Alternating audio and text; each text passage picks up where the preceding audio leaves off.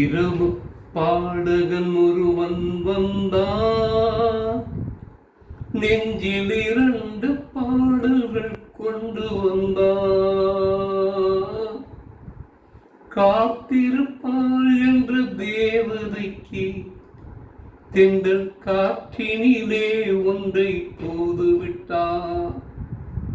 புத்தனின் முகமோ என் தத்துவ சுடரோ, சித்திர விழியோ அதில் எத்தனை கதையோ, அதில் எத்தனை கதையோ.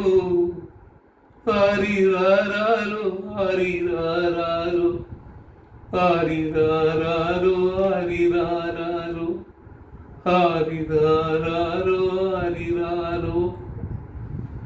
கேளுங்க கேளுங்க, கேட்டுக்கிட்டே இருங்க. பாடியவர் கே. சண்முகவேல்.